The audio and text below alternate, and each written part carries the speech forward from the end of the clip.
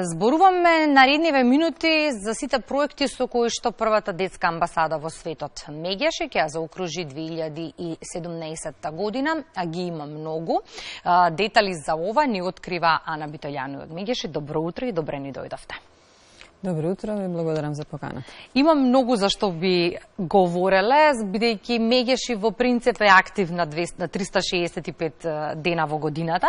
Ајде вака некако ќе го започнеме разговорот. Првата детска амбасада официјално стана дел на глобалната мрежа, да не погрешам, на граѓански организации и коалиции кои работат во 80 земји со цел елиминирање на сите форми на комерцијална сексуална експлоатација на деца.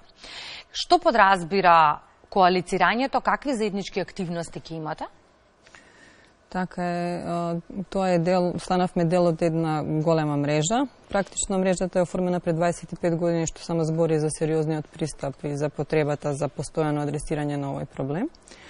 И е оформена со намера да се запре, да се стави крај на детската проституција во Азија, односно во она што се нарекува секс туризам.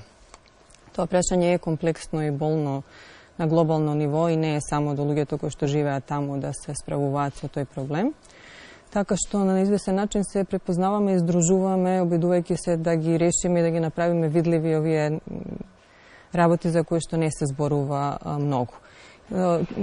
Оваа мрежа работи впрочем на три сегменти кои што се важни. Едната е онлайн детска порнографија, со која што исто така без оглед каде сме во светот е присутна и се зголемува и не успеваме адекватно да се справиме со неа. Втората точка е child trafficking, значи злоупотреба, киднапирање на деца за сексуална експлоатација понатаму, и третата е, како што веќе споменав, официјалното бавење со секс туризам, односно идење во земјите во Азија со таа цел и намера. Многу проекти имавте во текот на годината, на еден од нив фокусот му беше на меѓуврстничкото насилство. Она што ме интересира, какви активности имавте во рамките на проектот и какви беа резултатите од анализите на терен, колку учениците се нетолерантни и нетрпеливи меѓу себе?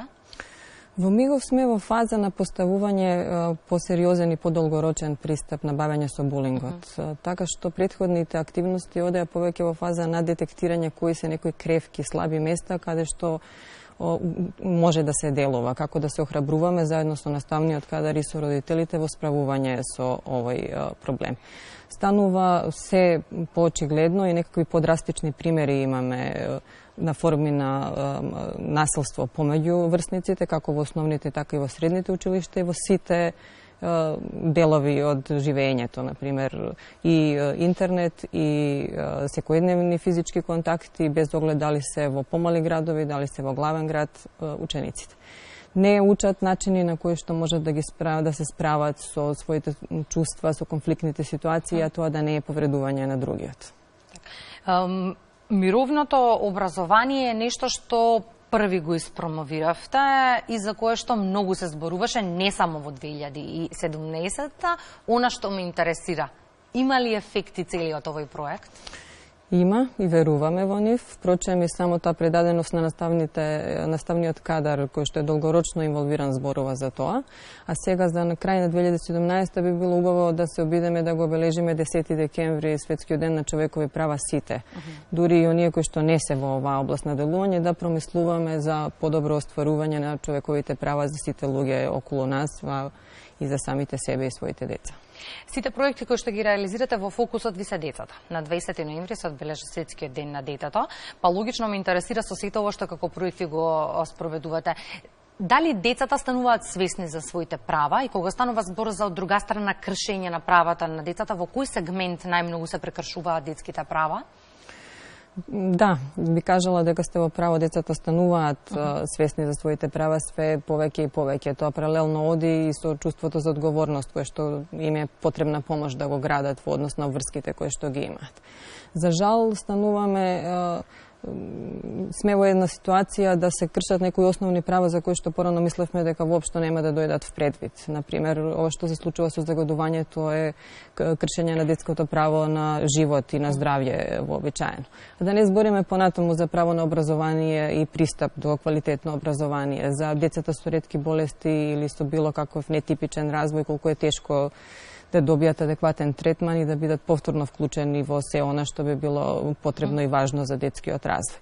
Така што има многу работа на полето на детските права. Се трудиме преку други проекти да го зголемуваме и поттикнуваме одговорното родителство.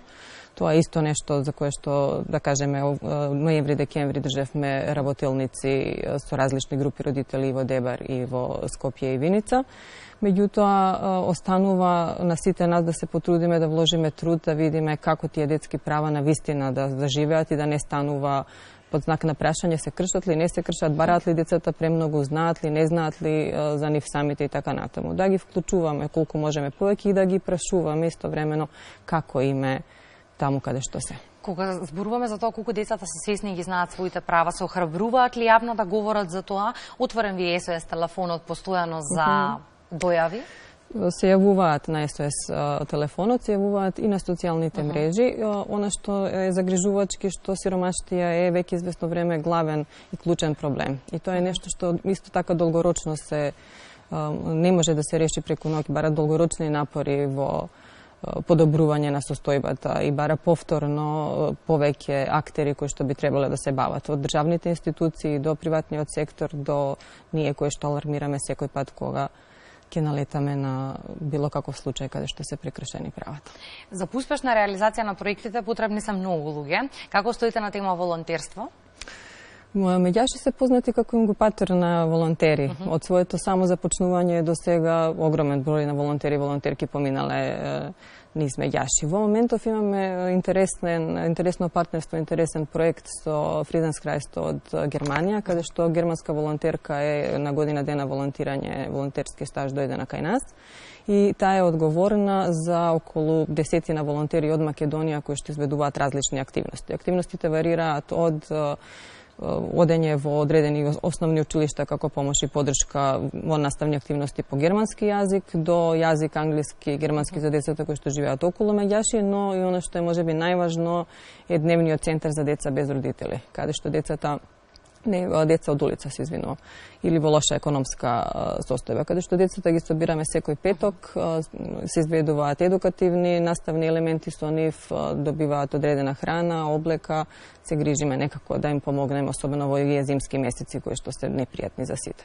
И во контекст на заокружувањето на 2017, мораме да ги спомнеме и новогодишните честитки кои што се и препознатли в соодветен знак на Меѓаши секоја година пред крајот на годината ги промовирате новогодишните честитки. Така, ви благодарам за можноста. Честитките ни помагаат во самоодржливоста на организацијата. Доста е тешко да се покријат сите активности кои што ги планираме и изведуваме, особено оние кои што не се планирани по проекти. Дел од тие веќе спомнав е и дневниот центар за кој што имало или немало проект, ние се трудиме да одржуваме и да биде активен. Така што можете да погледнете на нашата Facebook страна или на нашата веб страна. Мотивите се новогодишни, пригодни, цените се исто така прифатливи, а помагате на организација да преживее во периодите кога нема приливи на средства од проекти. И да се подсетиме на старите добри времиња кога се честиташе нова година со новогодишни честитки. Дел од традицијата. Така е. Токму затоа дониравме дел од честитките на средните училишта, сакајќи да ги поттикнеме на тој човечки момент допир, да се прати честитка на некого, да се осмисли пораката, но истовремено ги повикавме учениците и ученичките да пишуваат и донесувачите на одлуки какви желби имаат, какво образование сакаат, како би сакале училиштата впрочем да изгледаат. Ана, сосема пред крајот на разговорот, кои од овие проекти продолжуваат во 2018-та, а кои нови ќе стартуваат? Речи се сите проекти кои што се започнати продолжуваат. Ние впрочем се трудиме секој пат да има некакво продолжение, бидејќи проектните активности кога се врзани само за краток временски период е проблематично, бидејќи нема континуитет на работа. После тоа луѓето остануваат некако и проблемите сами по себе. Новата соработка исто така долгорочна е со Save the Children, што е позната и голема организација која што се бави со права на деца и чиј што партнер сме, така што и сите останати набројани, од мировното образование до поттикнување на младинско учество. Ке имаме и многу поводи за наредни гостувања. Да, а се надеваме ќе го поставиме и булингот на структуриран и систематски начин, бидејќи во Македонија се уште никој систематизирано не се бави со тој проблем. Повликовте сериозен чекор со овие проекти кои што ги реализирате и мислам дека се посериозно се сваќа меѓаши. И проектите кои што ги реализирате. Обстојуваме доволен број на години за да покажеме една предаденост и еден сериозен пристап. Истовремено ми се чини дека се отвараат просторите каде што сите инволвирани актери за овие проблеми се консултираат едни со други и се слушаат кои препораки имаат да ги дадат. Они увиди кои што ние ги имаме не може да се добијат од некој кој што не е на терен. И што е многу интересно, отварате теми за кои што многу често и не сакавме отворено да дискутираме, токму затоа веројатно и вака ескалираат. Да, некои теми се тешки, некои се проблематични да воопшто се отворат за дискутирање и за зборување, меѓутоа доколку нешто прикривате, тоа нешто ќе стане само поголемо. Апсолутно. Благодарам за денешното гостување. Ви благодарам вас се поканите.